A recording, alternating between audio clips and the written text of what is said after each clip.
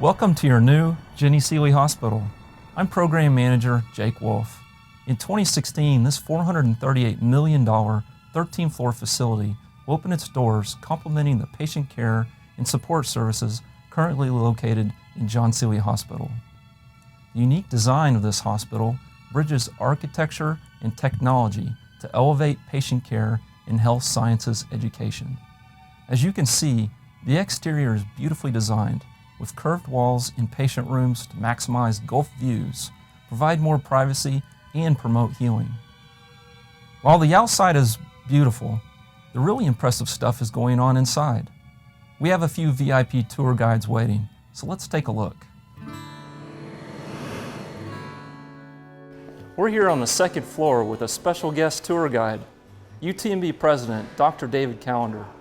Thanks for coming out and spending some time with us. Oh, it's exciting. It's such a great facility. And before we go on, I just want to say thanks to a few people. Of course, thanks to the Sealy Smith Foundation for the marvelous gift that enabled us to construct this facility and for which it's named. I also want to say thank you to our wonderful faculty and staff, our employees, who played such a big role in our family campaign. We've now raised over $10 million as part of that effort, and that's an all-time high for a UT system institution and indicative of the love for the facility, the dedication and commitment of our people to what we do here. And finally, thank you to everyone who's contributed and allowed us to name the over 220 places and locations within the hospital. Those gifts have also helped us bring this to reality. So thanks to all. Now, one of the things about this facility is there's a lot of natural light. We believe that natural light has a positive impact on healing, so we wanted to bring in as much as possible. So a big part of the design is these curtain wall windows.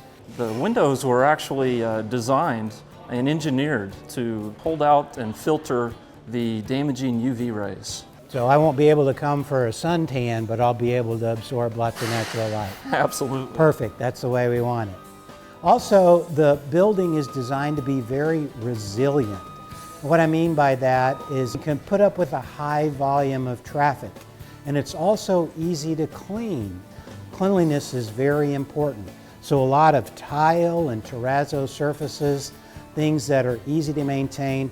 This second floor public concourse also provides easy access from Jennie to Waverly Smith and through Clinical Services Wing all the way to John Sealy Tower, and also connects with other buildings within the campus.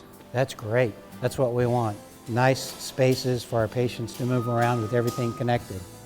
Let's go take a look around. Okay, very good.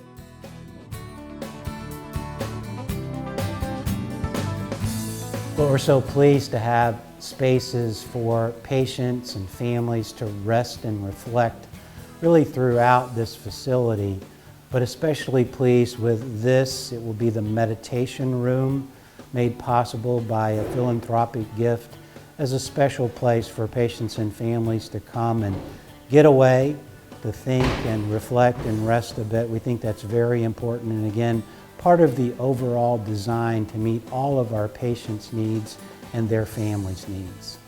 In addition, the second floor houses a state-of-the-art conference center, and it supports our clinical, educational, and research missions. There's also 28 day surgery rooms on this floor. Wow, that's great.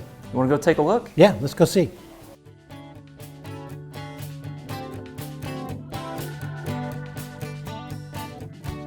Welcome to the day surgery area. Looks great. All right, so we have 28 day surgery rooms for outpatient surgery, and even a special waiting area and play area for children that require outpatient surgery. So just, again, I think a nice area to do the sorts of things that we do with outpatient surgery, accommodating the needs of our patients. But you know, there's a lot to do. We're going to have to get busy. I'm going to have to get busy. So excuse me, we have work to do if we're going to get this hospital open. Okay. All right, very good. Thanks, Jake. Thank you.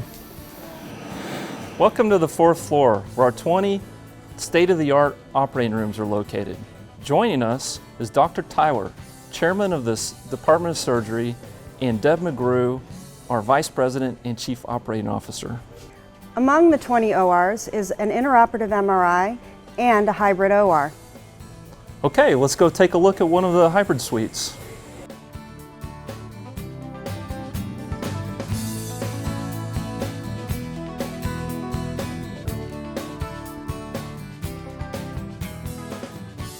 And we're here at the hybrid operating suite. Our operating rooms have over 825 square feet of space, making them significantly larger than our existing operating rooms. They're outfitted with all of the state-of-the-art technology to allow the safest operative procedures and environment with high-definition screens, allowing excellent visualization of operative procedures and everyone in the operating room to understand what's going on. Hey Deb, let's go check out the IntraOperative MRI Suite. Sounds good, let's go.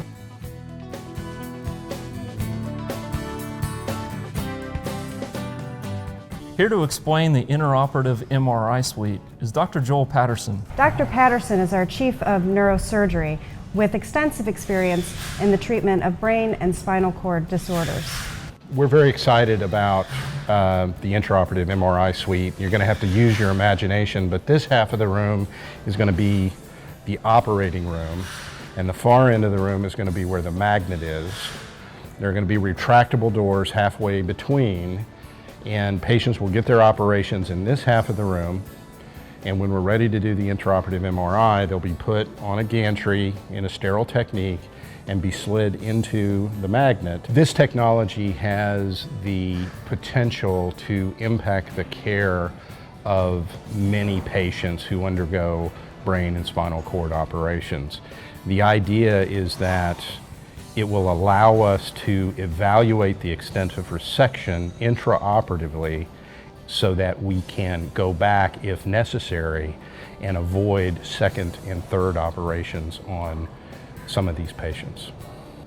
The interoperative MRI was made possible by generous donations from our benefactors and makes us one of two in the region to have an interoperative MRI within our facility. Now we're off to the 5th floor to see how this building will impact the education of the future healthcare providers. Joining us is Dr. Donald Prough, Chair of the Department of Anesthesiology, and residents Layla Rashidi and Casey Duncan. The 5th floor houses the educational complex of the Department of Anesthesiology and also houses sleep rooms and locker areas for the house officers in the departments of surgery and anesthesiology. Let's go look around. The Anesthesia Classroom is the central part of the educational complex for the anesthesiology residents, anesthesiology subspecialty fellows, and medical students. The classroom is large enough to accommodate 100 people at once and is ideal for viewing case records, chest x-rays, photographs, whatever else is necessary for large teaching case conferences. The one nice thing about the conference room is that it's only one floor above the operating rooms, which means that anesthesia personnel can move back and forth relatively easily between clinical and educational activities. The surgery and anesthesia residents can work between 24 and 28 hours in a row. So it's really important that we have dedicated educational space and dedicated resident work areas where we can be more efficient with our electronic medical records and have time to catch up on our educational assignments for the week. Let's go look at the on-call room. Okay, so these are the call rooms. I think one of the most important factors for residents are to be efficient. So especially resident in surgery and anesthesia, they work hard. So we have to do our work, but at the same time should get our rest whenever we can. So if we have the, a place that we can rest, I would say a call room would definitely be one of my first choices. Welcome to the Moody Intensive Care Complex. With me are David Marshall, Chief Nursing Officer, and Scott Woodby, a nurse clinician. This area was named to reflect the major contribution made by the Moody Foundation toward the most advanced care. All the 252 rooms in the Jennie Sealy Hospital are single patient occupancy with HEPA filtration to reduce the risk of infection. However, this floor has been designated as the ICU floor. The rooms on this floor have enhanced lighting, physiological monitoring capability, and patient lifts mounted in the ceiling. The single boom was a particularly important aspect of the evidence-based integrated part of the building process. We're also very excited about the adequate lighting as well as a large patient family area for them to stay. The bathrooms are also very large and accommodating for our patients. Also the head wall configuration was important as a nurse clinician for our workflow and taking care of the patient. Scott, what do you think about the patient lifts? That's going to be an important aspect for our care of our patients. It allows us to mobilize our patients without adding added risk to our clinicians there at the bedside with workplace safety. So the design principles we had were really focused on safety for the patient, for the staff, and providing adequate space for families to interact with the care team and the patient while they're in the intensive care unit. Thanks, Dave and Scott. You bet. Well, now we're going to meet you up on the 11th floor. We've reached the final phase of our tour, and Donna Sollenberger was kind enough to join us.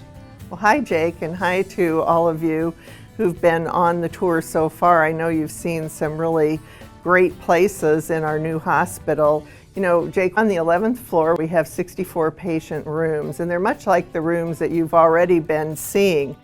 These rooms are also at the highest elevation for our patient rooms, and so they're going to have fantastic views of the harbor and the Gulf, and that's facilitated by the curve that you see on both of our towers, so that all patients will have some view. When we built this building, we really tried to follow evidence-based design principles. We have put in wayfinding, and we are selecting art, and we are doing that using local Texas artists. And we also have furniture that's been selected primarily by our nurses, our residents, our physicians, and our families and patient caregivers. This has just, I think, been such a strong collaboration between all of our constituencies by making sure that our physicians, our staff, and most importantly, our patients and their families were involved in helping us develop what is going to be an outstanding, wonderful facility for Southeast Texas. Donna, thanks for touring with us today. It was a lot of fun. It was a lot of fun. I appreciate you coming by, and I appreciate you taking everybody through the entire building.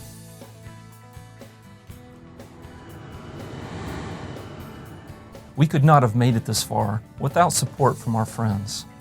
This amazing gift to the state of Texas will enhance our abilities to work wonders for generations to come. Thank you all for joining us, and we hope to see you at the ribbon cutting ceremony in 2016.